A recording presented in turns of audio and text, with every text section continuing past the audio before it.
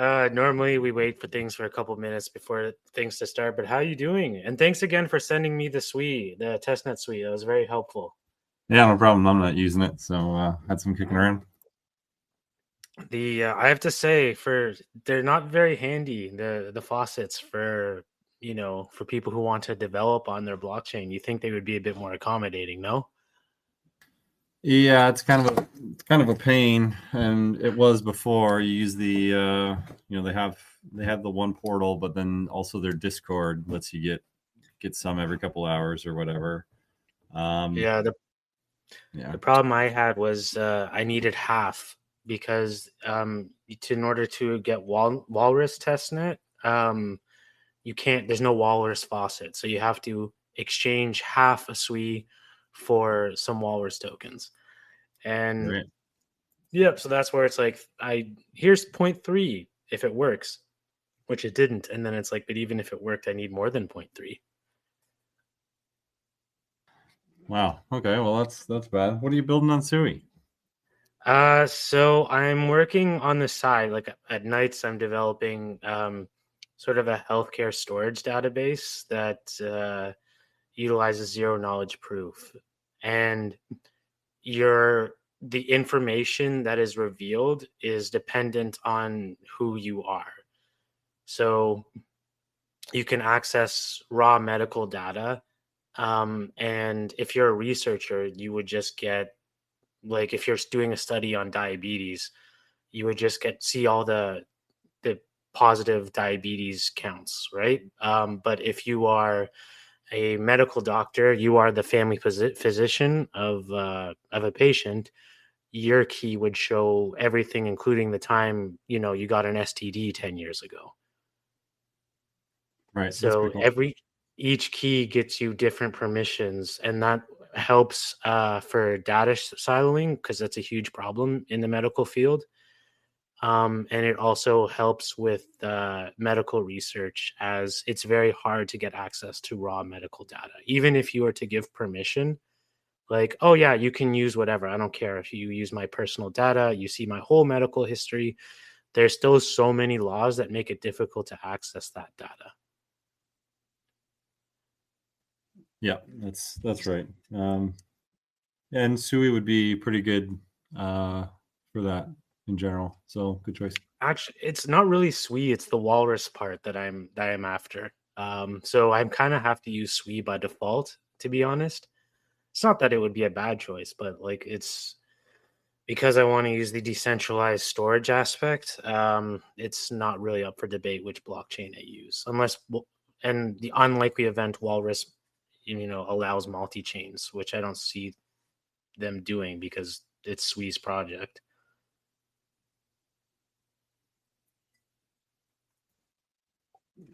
Yeah, I mean there is other decentralized storage options, but I think Walrus is pretty good overall. Yeah, so you're right, but I have this landed on Walrus at least for now. So for Perfect. now, because of that, I'm stuck with SWI, whether I like it or not.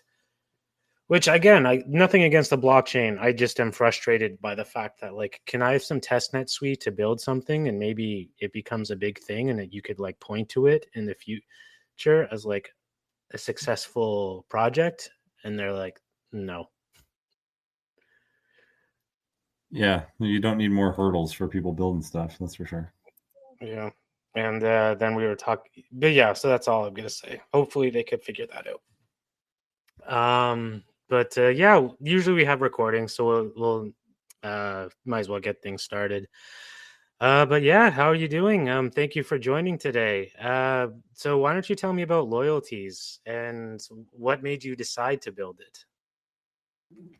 So Loyalteez is kind of the result of a lot of refinement and a spin-off from a concept that I had early on about the ability to kind of have a ubiquitous liquidity layer across different assets, and that's kind of where it started. And we've basically refined it and then found a kind of home for it in this loyalty space. So that's how Loyalteez came to be. The idea was to just make Web3 a lot more simple for people by abstracting all of these kind of complex blockchain stuff that the normies can't handle. So how do we abstract away basically the four pillars of everything? And that's where we got our original name, Alpha 4. It was abstracting away accounts, assets, accessibility, and I forget the other one at this point. But yeah, that's where we started, and now Loyalteez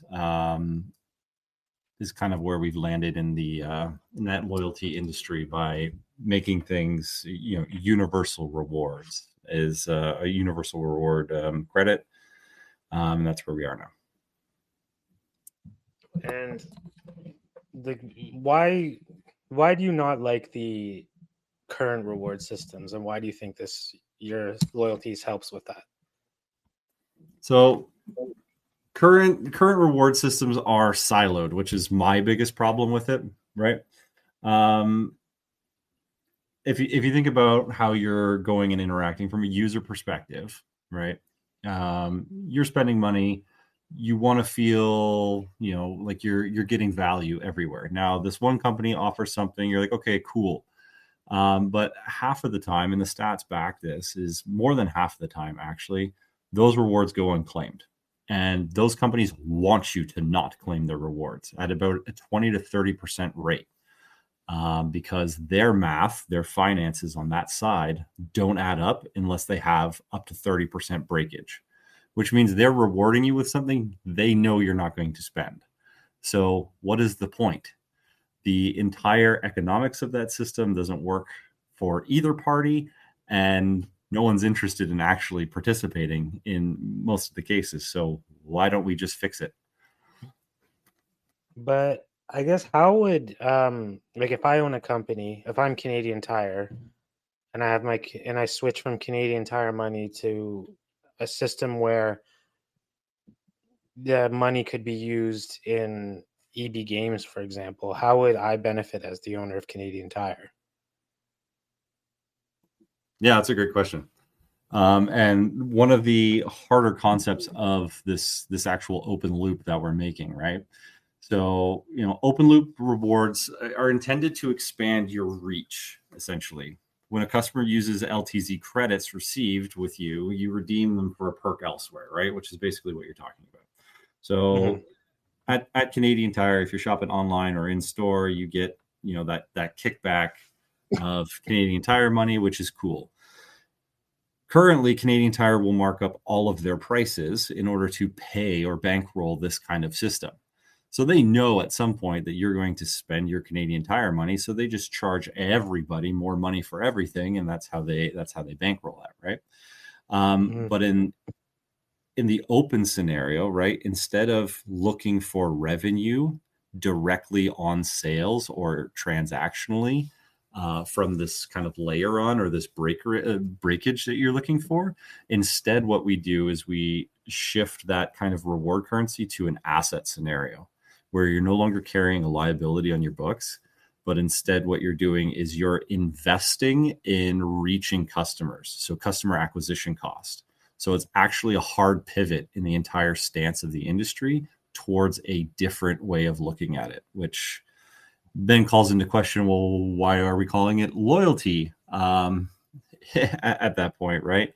But the idea is that, and psychology backed, is that when people feel free to make decisions, they're actually more likely to choose companies they feel safe with instead of feeling trapped by companies that dangled a carrot in front of them, right? So the idea is to switch away from these companies that need to balance on their house of cards to make it work for them, and create an environment where both brands can increase their reach, grab new customers, and offer stuff that's actually meaningful for everybody. And then users actually feel empowered to say, hey, you know what? I have these points and they actually mean something. I like shopping at places that offer these points.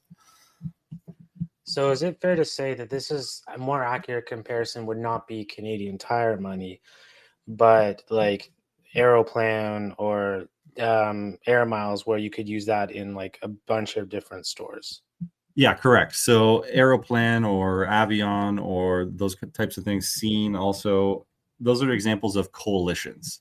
So that's a type of loyalty program that's basically got a bunch of people together and said, hey, we're all going to play by these rules, and this is what we're going to do, and we need X, Y, and Z, and this is how it works, right? So whoever's in there has some complex legal agreement that is between all of those parties, and they all have to play by those rules. And if somebody doesn't like those rules, well, guess what? You're out of the club. That's not really fair, and that's not really approachable for anybody else. How do we join these? Now we went from single stores offering a little reward program where it only works for them to a grouping of stores that just have their own rules. So that's basically a walled garden, right? The idea here for us is to take it that other layer where absolutely anybody can join and everybody's playing by a same general rule set of an LTZ credit is worth X amount of, or is correlated to X amount of US dollars. So you know how much money you're investing and how much money you're playing in this ecosystem, right? So one of the big problems with air miles is that a singular bank is basically bankrolling the liabilities of all of it, as far as I know, and that's kind of like their play thing. But they don't have any general rules of how much emissions you need to do, or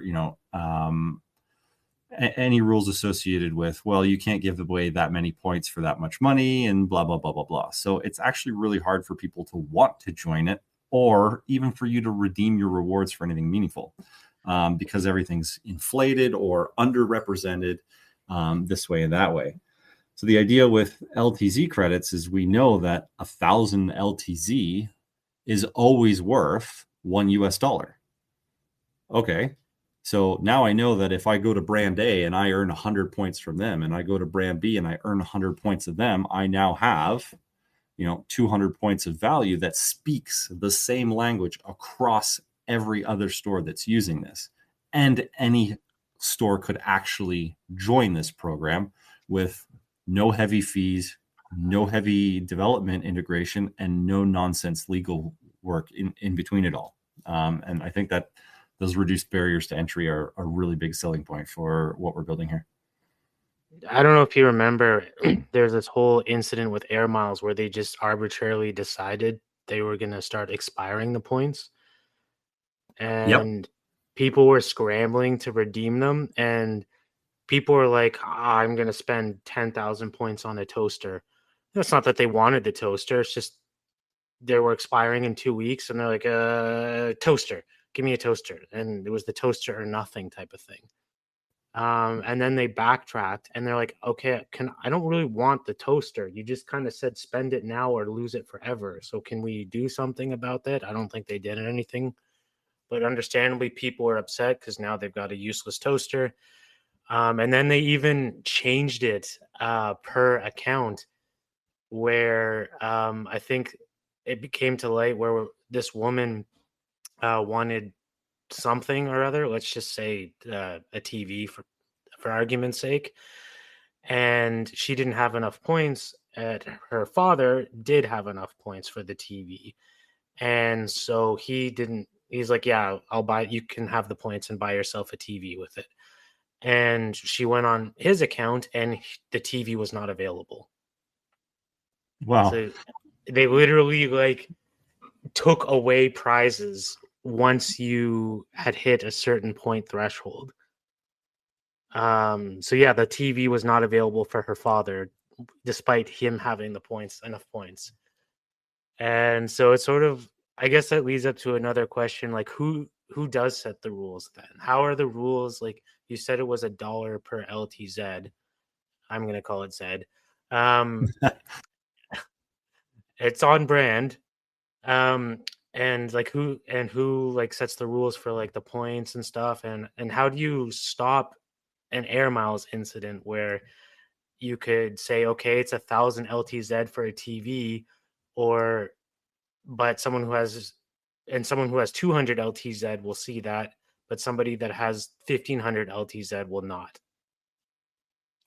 Yeah, so that air mile thing was quite interesting.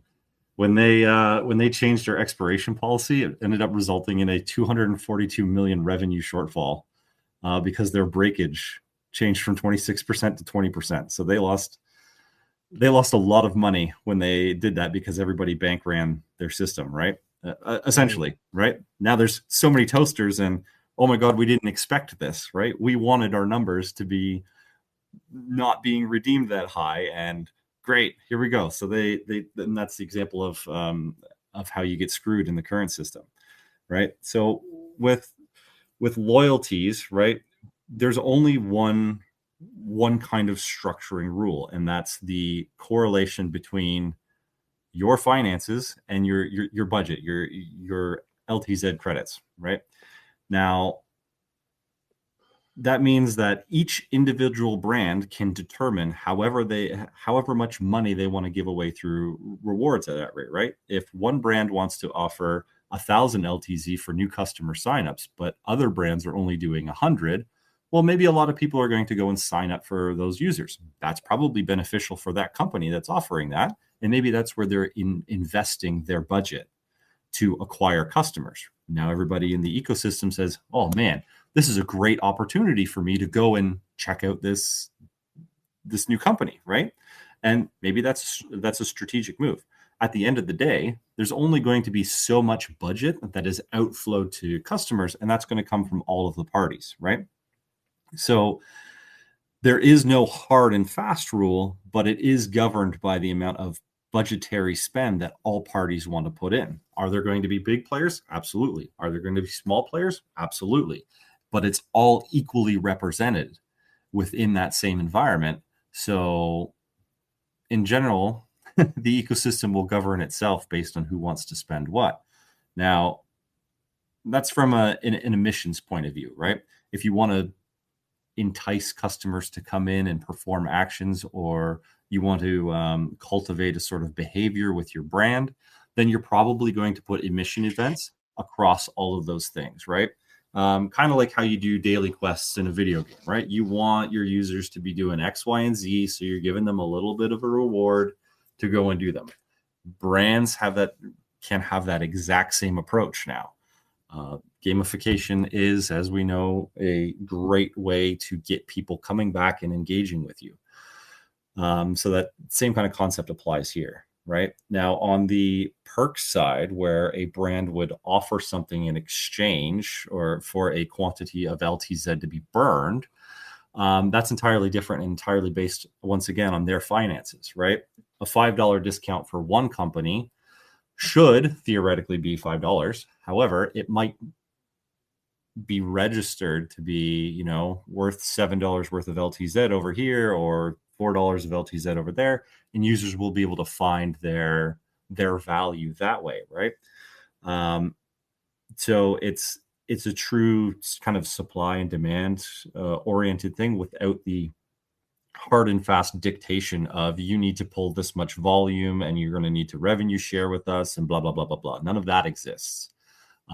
So realistically, if you're a big brand or you're a small brand, you can come in and do what your brand wants to do, and you're still playing nicely with everybody in there because it's all budget based. Does that make sense? Yeah, that was a very thorough explanation. Thank you for that. And I guess there'd be a lot of, it was my understanding, maybe I'm wrong with this because I have no like evidence or data to back it up, that there's also like data collection was a part of the value in these loyalty rewards programs. So who would benefit from that with Loyalteez? Like who would be gain access to that data, or is no data collected whatsoever? Yeah, so being part of a coalition or these other these other platforms, data collection is a huge point of view, right? Customer behavior is what you want, because now you can tailor your systems towards how that behavior kind of mocks up, right? And in our Loyalteez platform, what we do track is how users are interfacing with the perks themselves in the perk market, which is basically an NFT market, and how many LTZs are being distributed, and where users are putting their LTZs, right? So that's pretty general data. There's also more information that's kind of collected and aggregated in the on the perk market side. And what we do is we collect all that, which is great. Now, brands that don't want to sacrifice their own thing, their own kind of, well, we have our personal reward system and we get all of that data. That's all well and good. We don't want to lose that. Well, guess what? What we're going to do is actually aggregate that as platform data and offer it to whoever wants to access it. This isn't personal data by any means, but aggregated platform data as a subscription to support your data needs. And that would cycle back into your ability to augment or empower your reward programs, right? So now you're accessing the data, not just from your single brand, but from the entire platform. As more brands come in, that's more users coming in, and that's more user behavior you can then track and access through this subscription. And then more data you have to make decisions on what perks you're going to offer or where you're going to, hook users here and there and stuff like that. So all of that data is kind of rolled up from those integration points that we do have and stored securely in our database and then distributed to those who pay for it. So that's part of our business model. Absolutely. Awesome. By the way, thank you for humoring me because I know I went off script. You've said a lot of good information that I wanted follow-up questions about. So I apologize for that, worries. But they were good answers. So I guess is Layalteez it's not a cryptocurrency, right? Definitely not in the traditional sense. No. So LTZ credits are non-transferable, non-financial brand budget backed units. Is the most roundabout way to kind of articulate that. They are not tokens, assets, or currency in the traditional sense by any means. They can't be traded or speculated on, making them compliant by design and safe for mainstream adoption. So from a technical standpoint, as I am a technical, right, LTZ credits are a modified ERC20 that exists on Sonium. Now, what we did is we took the ERC20 standard and we removed the transferability flag, which means I cannot trade it from my wallet to your wallet, and you cannot make a liquidity pool with it, right? There's like no soulbound tokens. Yeah, exactly. That's exactly what it is, right? If you're going to spend it, you actually burn it. If you're going to receive it, it's minted to you. So brands have budgets where they basically buy with a budget to acquire, for USDC or through Stripe, they spend X amount of money to acquire X amount of or Y amount of LTZ.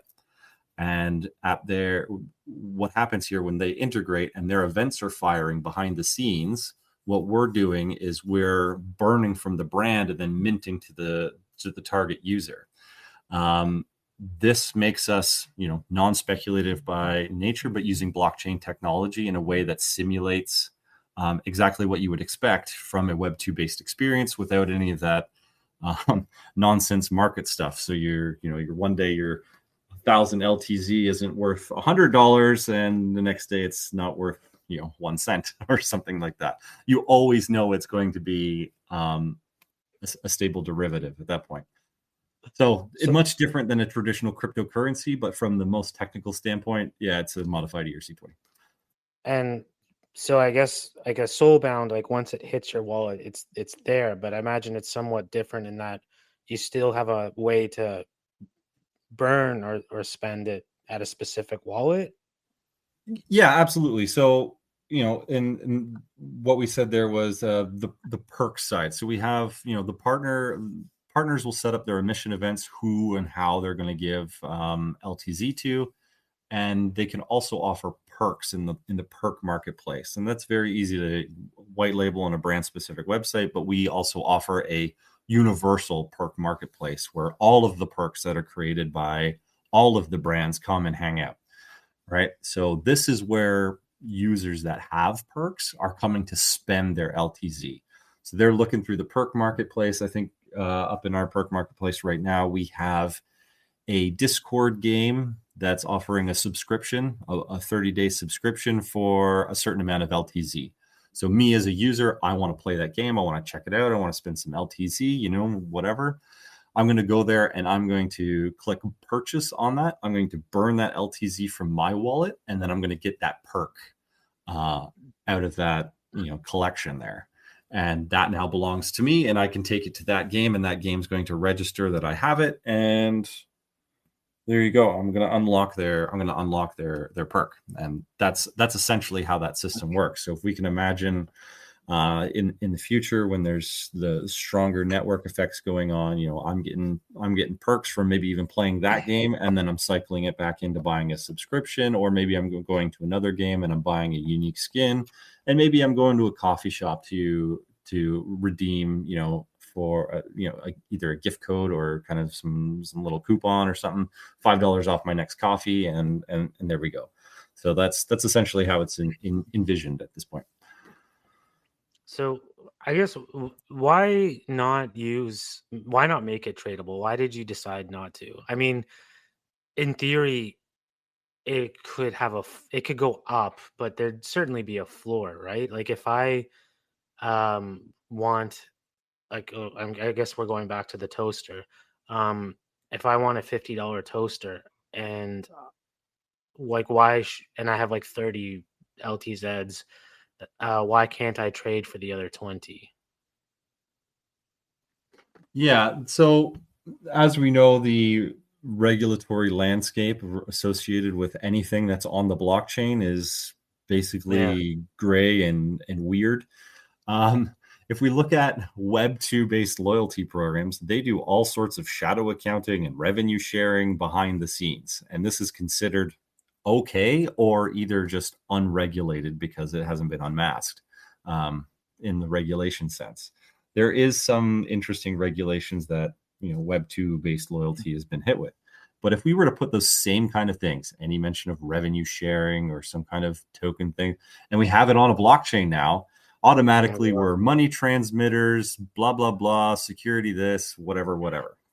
So by default, it's a CYA of this is how our system works. It's nice. It's clean. It's as clean as possible, especially in this kind of murky territory.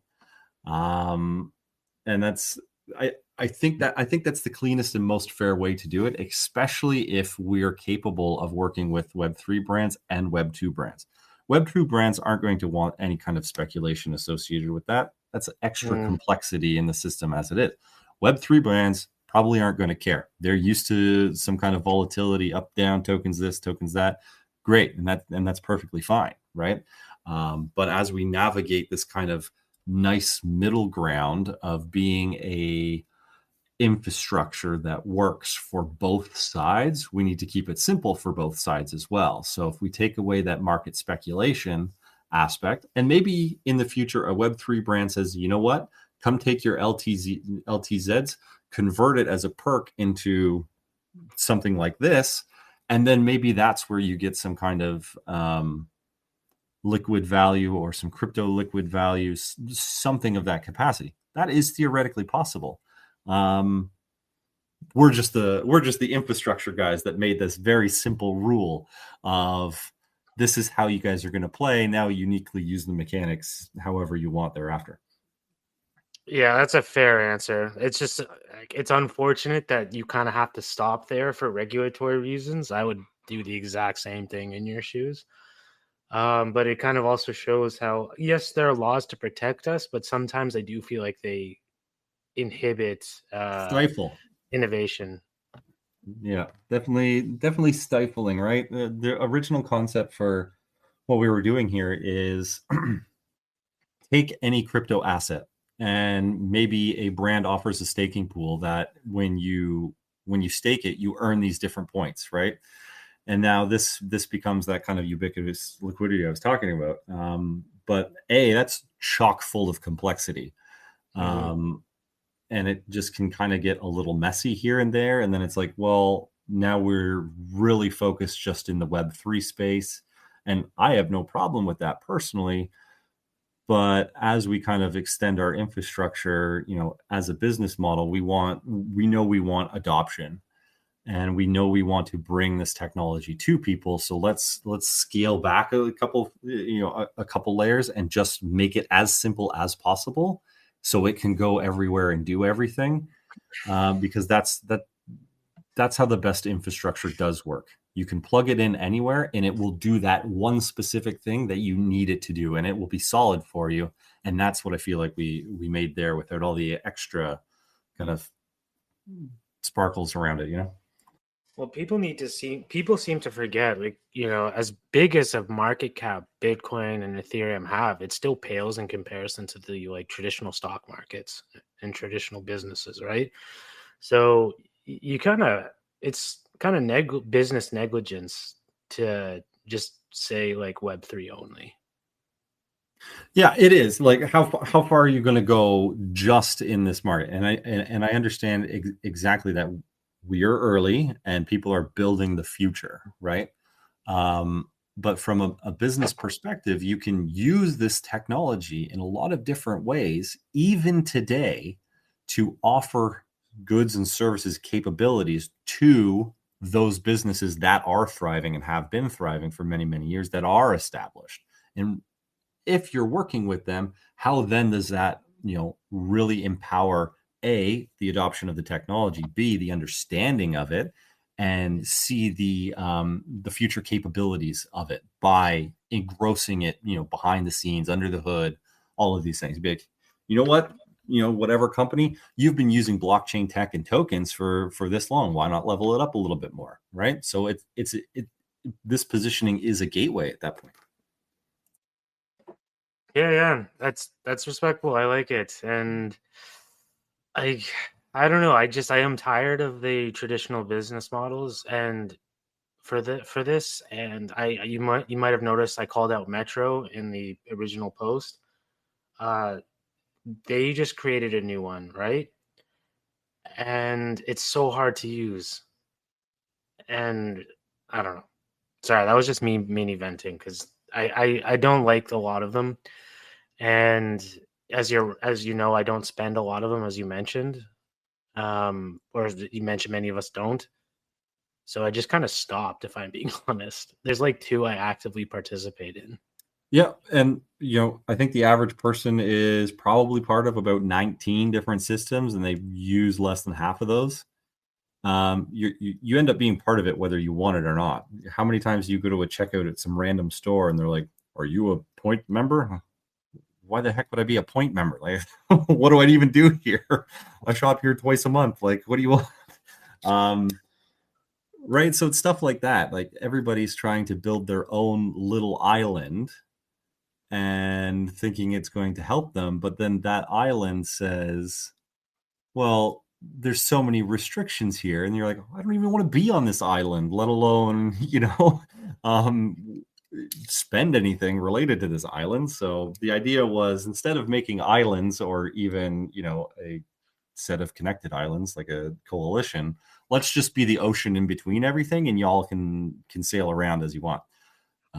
Which I think, even if we look at the market research and the psychological research that supports how we've kind of structured this, I think we've hit an interesting kind of positioning, based on what users want, and that's more opportunities to spend their points in different places. We know big business is not going to spend hours and hours and hours making friends with all of the other businesses. They're not interested, right? But the people that feed all of these businesses are interested. So got to give the people what they want or something, right? Yeah, I mean, you've got Shop Optimum, and then you go to Metro, and that's another one. And then you go to Sobeys, and that's Scene. And I'm not loyal to any grocery store, right? I will check the flyers and see like if there's a sale on a certain item, and whatever item has the price I want is the one I go to. So it'll take me forever to get like $5 worth of points if at that rate, right? The only one I actively participate on myself is Aeroplan, and the only reason I do that, one is because I used to do Uber on the side and I bought alcohol for customers. Like I did the shopping, and so I collected their Aeroplan points at the LCBO. So I was actually getting like a ton of free Aeroplan points for a while. Not that much. LCBO pays out very little, but now I have a ton of Aeroplan points, and I have to. If I don't use it periodically, I could lose them. So I will get the two Aeroplan points when I'm at the LCBO to keep my current balance alive. And that's really, crappy on the part of the loyalty system, right? Your loyalty reward fades away after a certain amount of time because that company needs to balance its books, right? They're carrying, as an example, Marriott carries 7 billion in liabilities from their reward program. 7 billion, and they're hoping for, I think it's 25% breakage, which means 25% of those points they end up, or of the points they end up paying out to customers, they assume and expect are never going to be converted. Otherwise, they are cash flow negative on this system, which is just bonkers if you think about it. And they, I don't know if there's this guy who used Adam something, and he always had this show called Adam Ruins Everything. And he would just kind of call out common misconceptions. And one of them was flight rewards. And he basically showed how people that picked an airline every time to just for the points, they ended up losing money because they would just like, oh, I'm going to book with Aero Canada just so I get the Aeroplan points. And they'd get the points, but if they just didn't care about the points and went with Air Transat, they would have saved $80 on the flight. Perfect example, yeah. Isn't that nuts? Yeah. It's just wow. And so that's why I don't like when I went to Poland, I flew Air Canada, so it worked out. I did price around, and Air Canada was the cheapest. Plus, I wasn't paying, so I was like, okay, I'll do Air Canada. I might as well get the points since I'm using them. But yeah, it did kind of show that if brand loyalty for the points would have probably cost me a lot. So even in situations where those businesses are cash negative, if everyone reuses it, well, they're still using their hotels to get the points instead of the neighbor, which is cheaper. Yeah, so that's kind of their hope, right? Yeah. But yeah, is there? We kind of talked over everything that I wanted to ask you. Is there anything else that you want to discuss that I haven't asked you about? No, so open loop is the future of loyalty. All of the market research, even market research done by MasterCard and these bigger players, it all supports that, right? Closed systems currently they trap value as we discussed, whereas Loyalteez it really opens the doors for that. It kind of frees that value to move across places better. Brands that adopt earlier, right? We're also offering a discount on our first batch of partners. So if you know anybody that's interested in adding loyalty, gamification, rewards to their Discord, Telegram, Shopify, website, app, what have it, we got stuff built out for that. And you can start it as quick as 5 minutes and for as low as $1. So it's pretty hard to beat that. We're quicker to market than anybody that I know of, including the big ones that have been around. Yeah, universal, instant, and built on real engagement, not gimmicks, is kind of what Loyalteez is all about here. So, Where are you going to the Christmas party? Yes. I'm going to try and be there. Yep. Well, that's there's We'll going to be see. a lot of people there, and I'm sure there's lots of people who might be interested. Excellent. Yeah, weather depending. If it's a snowstorm and I got to drive into Toronto, maybe not so much. Is there but supposed to be? I don't know. Can you really tell the weather this far in advance to any degree of certainty? Okay, this is freaking me out. I'm just gonna look this up.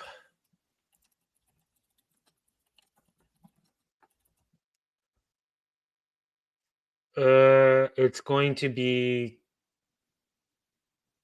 so it's Wednesday, -2, cloudy, but no snow. Perfect. Then I'll see you there. Yeah, awesome, awesome. And yeah, just for those who are listening to the recording afterwards, just a reminder, this Wednesday is the Christmas party at Tulum, which is former Casa Mezcal, which is where all the crypto events were before.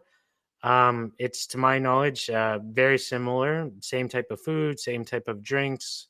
So it's for those who haven't seen the new digs. I have not. You should expect the same lively and fun atmosphere. It's going to be lots of fun.